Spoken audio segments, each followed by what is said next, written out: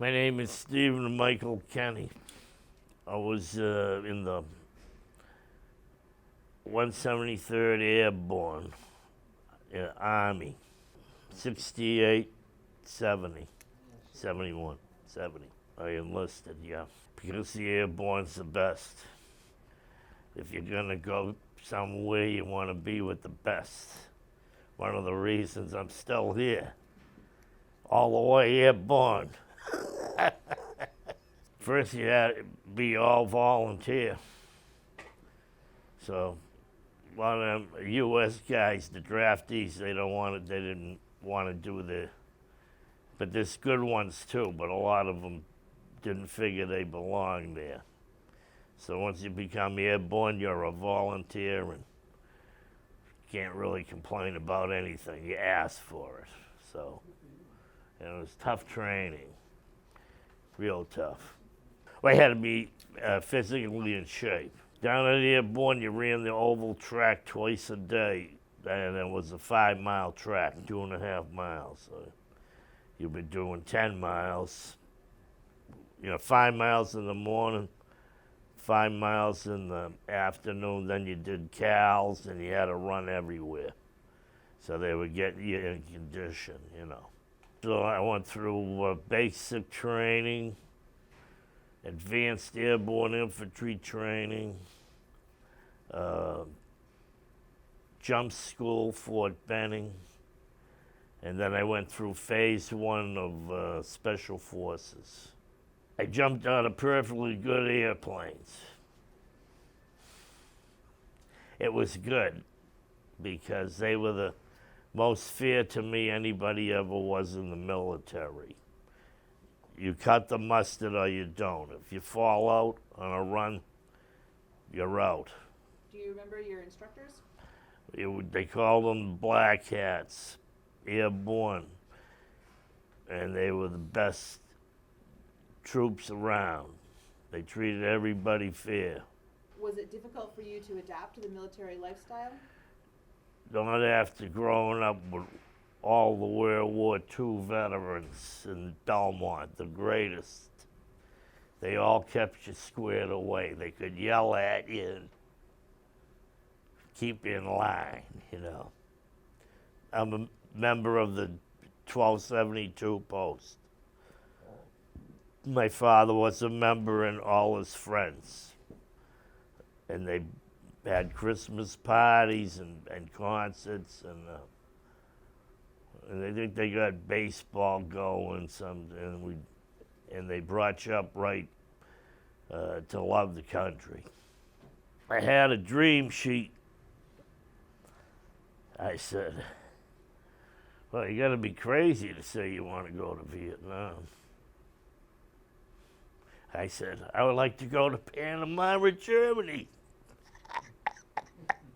Where'd I go? Vietnam. I didn't figure it out till I got to Vietnam. If I put Vietnam, they would have sent me to Panama or Germany. That's how the military is. But they got me. I wouldn't want to go anywhere else anyways. I joined up to, fight communism because they came down and they started it pushing little people around. And the Buddhists, they didn't want any religion. They used to wreck temples, and the Buddhist monks would light themselves on fire to protest that the communism against religion, all kinds. They had Catholics, Protestants, Buddhists, and there might have been a few Hindus there or something, I don't know. But yeah, they don't want you to have a religion.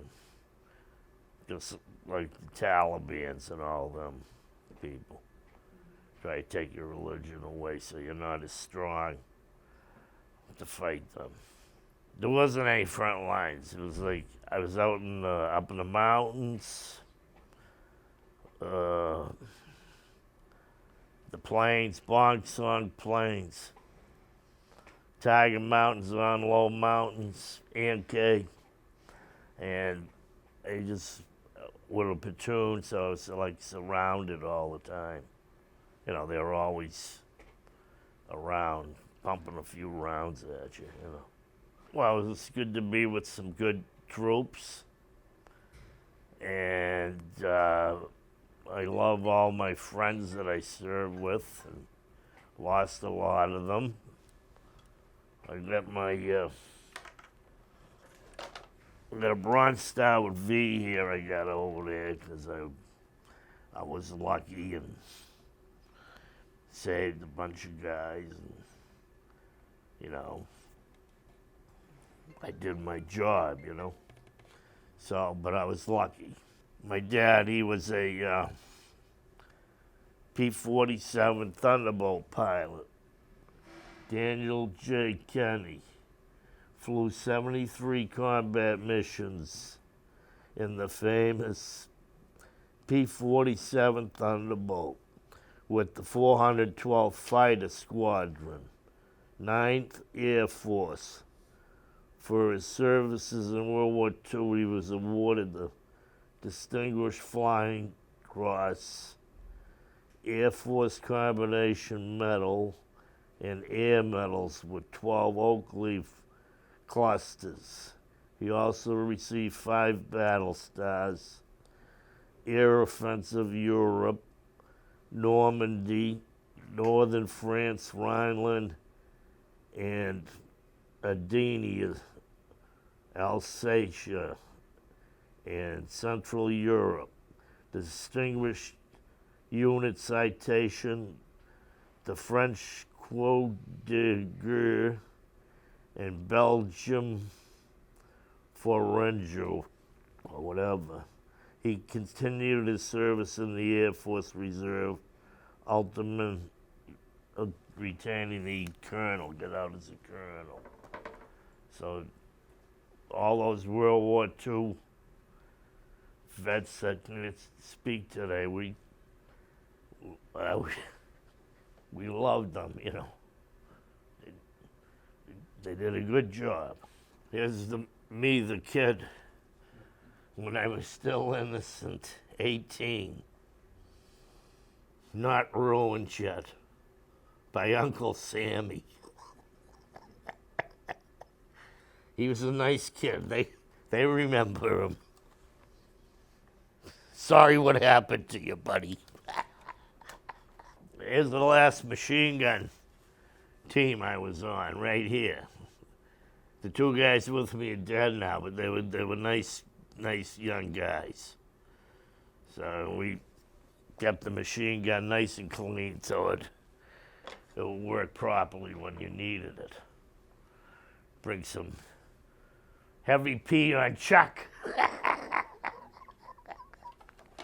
A few of my buddies, we'd take their shirts off and relax. You could see the kid,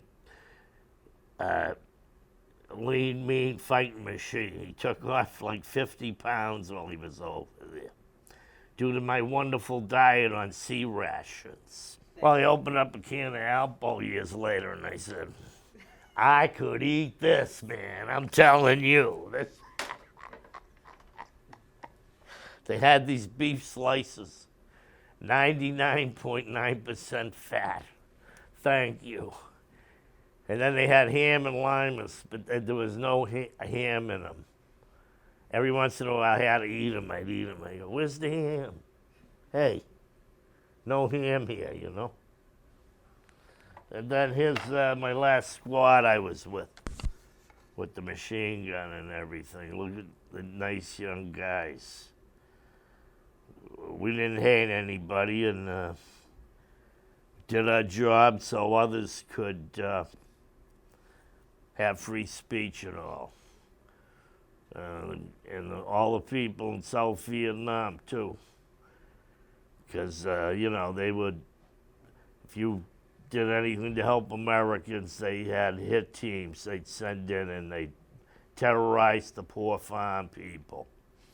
And they'd take their kids when they became like 14, 15, and, you know, make them fight or make them carry rice for them in the mountains. and they didn't have any medical care over there. And we bring our medics down to the villages and clean up the kids' sores and stuff like that. These are my boots I wore over there the whole time. No, I wore them for about 7 months, and I finally got a new pair of boots. The Army didn't take good care of us at all. They left us out there for ungodly amounts of time, and you couldn't get fed in the monsoons.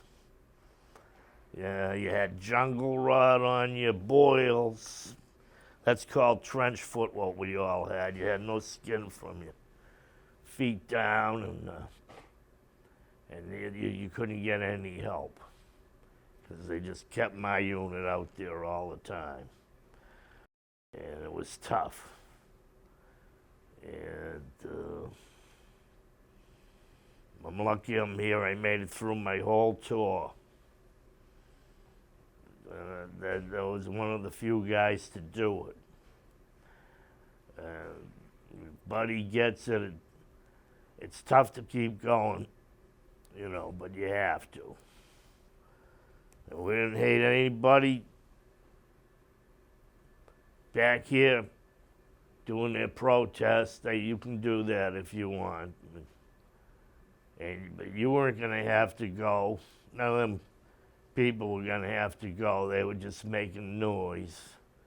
They didn't know what they were doing, and they didn't have no right to wreck anything either, destroy anybody personal property.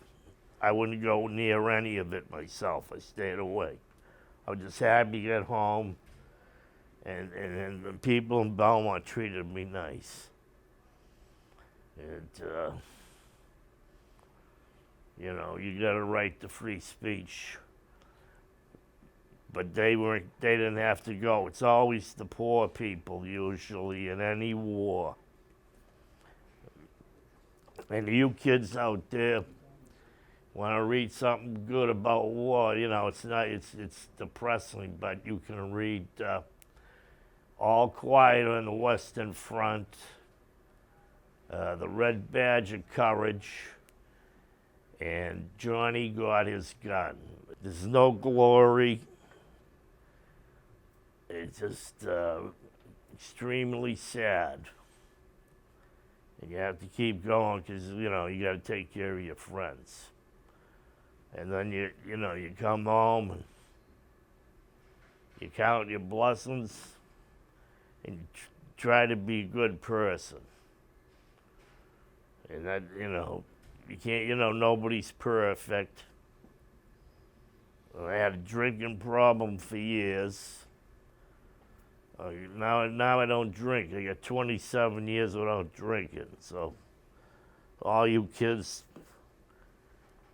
don't even touch anything, alcohol or these drugs they have now. Don't even go near it because you don't know if you'll be able to handle it or not. So why even take a chance and tempt yourself? Live your life nice and clean. This is my friend. He got blown up right in front of my face. I thought he was dead for years, and we found each other at a reunion, and so we've been talking ever since. And he's a good person. That was the only thing that scared me over there was I didn't want to lose any of my parts, So I lucked out. But you get real sick when you're in that kind of atmosphere all the time. See? Some of my friends signed up for more. I wouldn't. I did my year and I came home. And, and I'm just lucky. And I was proud to serve my country. Did it help that your father had served too when you came home, so you came home to a community of people who had a sense of kind of thing you had gone Yeah. through? Yeah, the people in Belmont always were. They were good to me. Dad brought me around, walking around, and the lady next door gave me a glass of orange juice. It was the best orange juice I ever had in my life. It was real good. And people were nice to me. And, you know, then I got in the trade, so I kept going. It's not easy. You're in a black place. Some of my friends committed suicide. You first come home, it's not easy to get adjusted. How has your military experience impacted your feelings about war? Well, I don't like it, and even say about the Civil War, any war, they could have done something to prevent it. Maybe not World War II when you got somebody like Hitler and Stalin, but you're better off trying to prevent it. And it's usually the poor, the people who don't get to go to colleges and stuff. It's the poor people that, and the innocent people in the middle that paid a big price. Guys like John Kerry, he should have never said anything bad about the Vietnam veterans. He gave us a bad name, talking about stuff he doesn't even know about. Most of the Vietnam veterans are really good people. Some of them weren't, that's how it is, but he shouldn't have said anything derogatory about us. And I like Senator McCain. He should have, too bad he got captured, but he was hurt. We weren't going to let him capture us alive. We would have died first. But he could have done a lot more to help veterans too, the Vietnam veterans. We came home all alone, and then they're describing you like you're a baby killer, a Genghis Khan, and a walking time bomb, and then they call you mentally ill, all that stuff. So that doesn't help very much when you're out there trying to socialize with people. It's like they look at you go, hey, I made it out of something not too many people could make it out of. Even those triathletes, 1 or 2 hours in the stuff I was with my buddy, they'd be on the ground crying, looking for a power bar to keep going. Instead of a good can of ham and limes with no ham in it. And we should have got a lot more support from the society. Like I say, lucky I come from Belmont and all the World War II vets and the people I grew up with, they all would help me. So that's why I'm still here today. We're the good guys. And I love all the vets. The ones today and the ones in the future. Because they put everything on the line. The poor guys that died, those are the heroes. I'm just one of the lucky ones.